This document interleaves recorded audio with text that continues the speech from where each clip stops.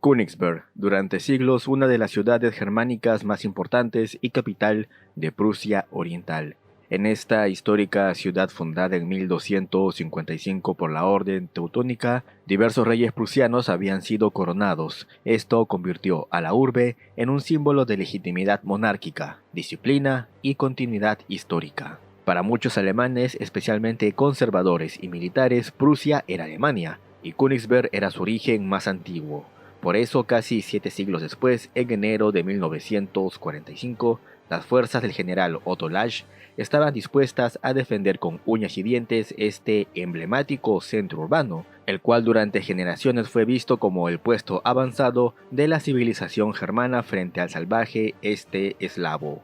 No fue hasta finales de agosto de 1944 cuando la población de Königsberg sintieron los rigores de la guerra por vez primera. El día 29 de aquel mes la ciudad fue atacada por más de 200 bombarderos Lancaster de la Real Fuerza Aérea, que provocaron grandes daños. La población sintió como un fuerte sacudón que los hizo despertar de hasta aquel momento lo que parecía una guerra lejana. Compartir el destino de ciudades como Berlín, Colonia y Hamburgo, ferozmente bombardeadas, les hizo ver que la guerra estaba más cerca de lo que podían pensar.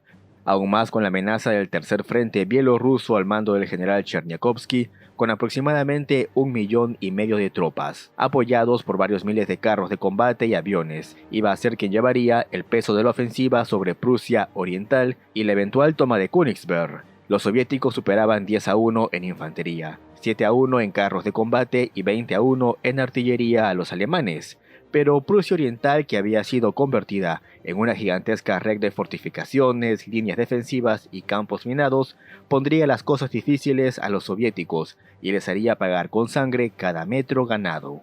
El día 13 de enero de 1945, el Ejército Rojo comenzó su asalto a Prusia Oriental. Una potente descarga de artillería sacudió las líneas alemanas.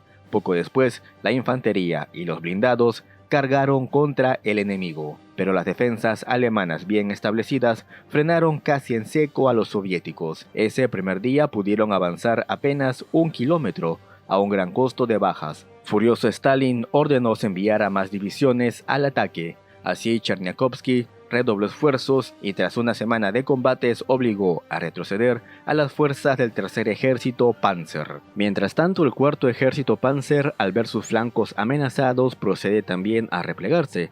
Gracias a esto, los soviéticos tienen el camino despejado a Königsberg y comienzan un rápido asalto que las fuerzas alemanas en la ciudad apenas pueden rechazar. Aún así, la urbe queda sitiada el día 25 de enero.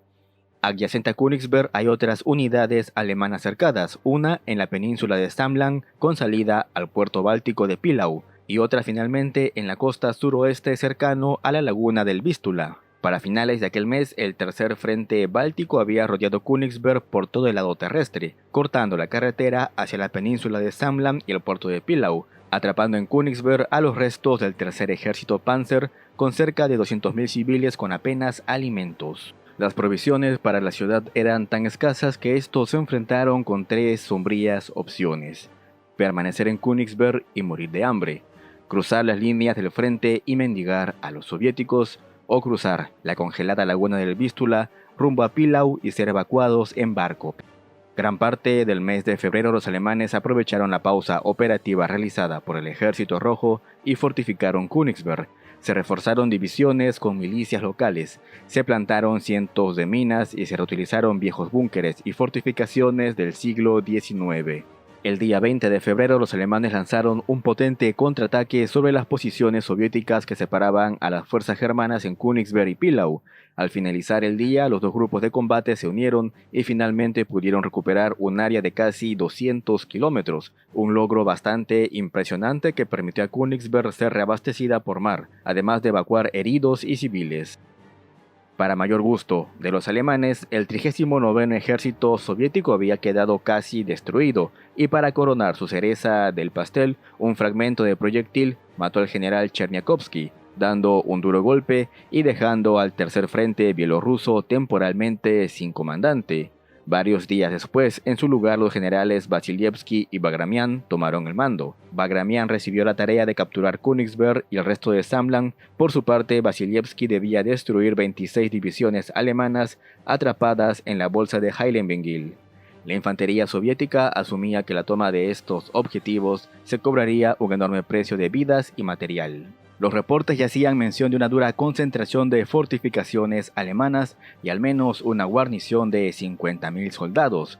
Además, los cruceros de batalla Lutzow y Scher brindarían cobertura con sus potentes cañones navales a los defensores. El 1 de abril, la artillería soviética disparó contra Königsberg. Unos 5.000 cañones y morteros junto con 300 lanzacohetes Katyusha desataron un infierno en la ciudad. Durante 5 días, los cañones soviéticos descargaron miles de proyectiles contra posiciones alemanas y finalmente, el día 6, la infantería y los tanques T-34 iniciaron su asalto. Las defensas alemanas iniciales cayeron rápidamente.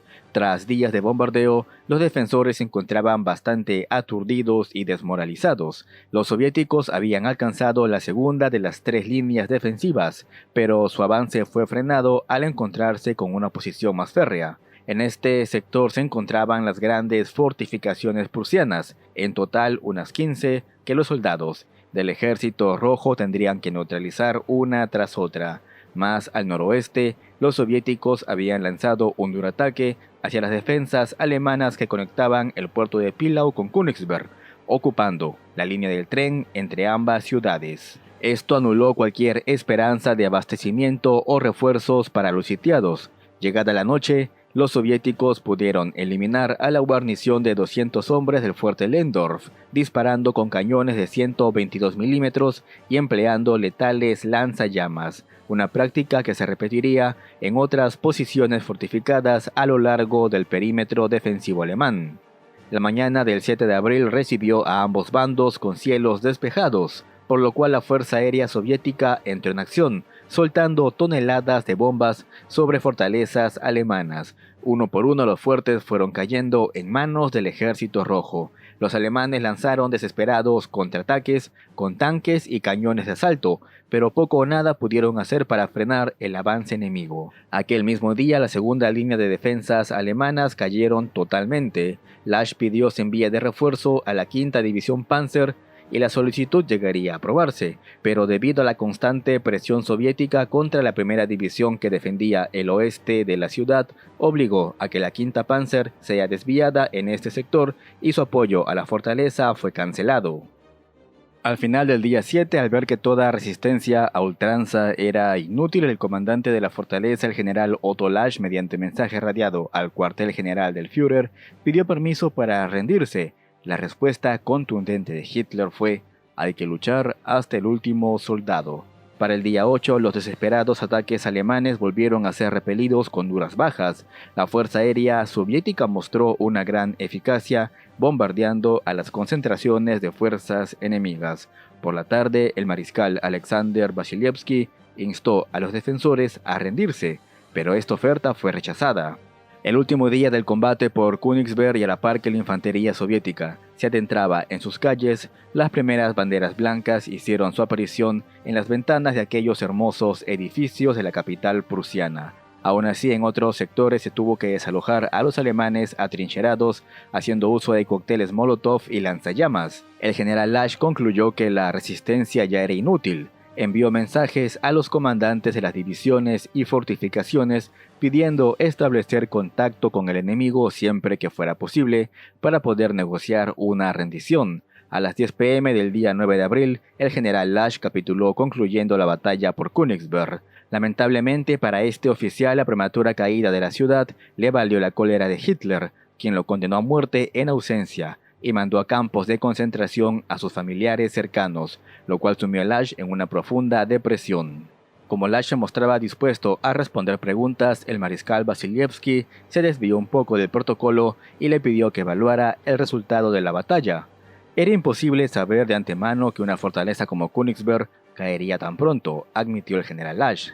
La operación ha sido bien planificada y ejecutada por el alto mando soviético. Gracias a la meticulosa planificación y ejecución soviética, la fortaleza que había estado sitiada durante casi 2 meses finalmente cayó en poco más de 4 días. Por otra parte, las condiciones de rendición dadas por los soviéticos garantizaban la vida, atención médica, comida, trato digno a los soldados y civiles prisioneros, así como la seguridad de permitir el regreso de los prisioneros a sus hogares una vez finalizada la guerra.